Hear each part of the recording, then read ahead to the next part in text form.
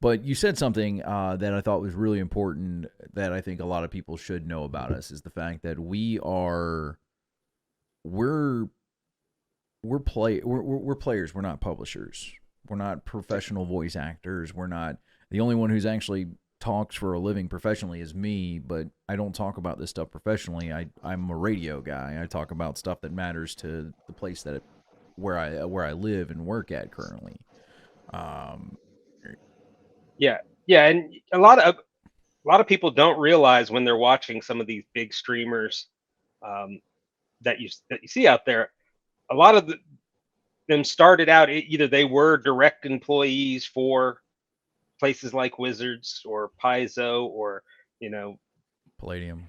Palladium. They had started out with the long history, which gives them a certain insight. I'm not knocking these people for that insight. It gives them a certain I perspective and insight. Um, but then even like a lot of the big streamers you watch play the game, those are not average players. You don't in an average game you don't have 7 8 professional voice actors, a professional writer writing your scripts for you, laying out your adventures, an art team who can bring in the model of any terrain you decide you want them to battle on. um, I was watching one of the live streamers where he does it's like a high school campaign where they're battling the lunch lady and they have minis of corn on the cob monsters and you don't in the average game you don't have that option. I just wanted to uh, go on record. If you're fighting in the lunch cafeteria, the corner on the cob is the last thing that I'm worried about fighting. It's like the mystery surprise that can yeah. spawn little smaller mystery surprises. And that's basically what it was. Is the corn on the cobs were the spawns that spawned out of whatever the big monster was. But the point is, you know, we are more. Our perspective is different. We keep our perspective is at the normal, person walking into a game store, We're normies. playing a home game.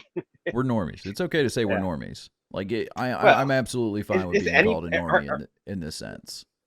I mean, we're still part of the nerd geek culture. Are any of us actually more? I would definitely say that none of us are that. There is nothing about any four of us that would we could take one thing away and we would still be so far into the nerd and geek culture. Uh, Yeah. there's no light at the end of our tunnels. Yeah, so we're not quite normies. Well, I mean, we're normies when it comes to the D&D and the tabletop and the nerd world and stuff like that. We're Right. we're those kind of normies, but we're Right. definitely We're not not. we're not getting free publisher copies to talk about that copy. Uh, I don't think we would. specifically pre. I don't think that they would If actually give it to offered, us. would you guys take Insider? Yes, I would take it, but you have to understand that I'm not going to turn my opinion to what you want to hear. I've never been somebody that tells you what you want to hear. Yeah. I've always been I'm going to tell you what you need to hear. And we would be clear what was a sponsored Yes. product, an ad versus they gave us this to check out for free. Here's what we think about it. And we would be honest. And the first time we were honest, we would probably never get it from them again. Are you saying that one place that would definitely want to sponsor us that we've talked about in the past? Yeah. Yes. Yes. I mean, that was still one of my favorite times when we were hanging out at the restaurant was everything just turned back to an ad for that. But I mean, we're good to our sponsors, and our sponsors are good to us. And if they wanted, if somebody out there wants to sponsor us, reach out. Yeah. But Mr. Producer is sitting there awaiting your calls.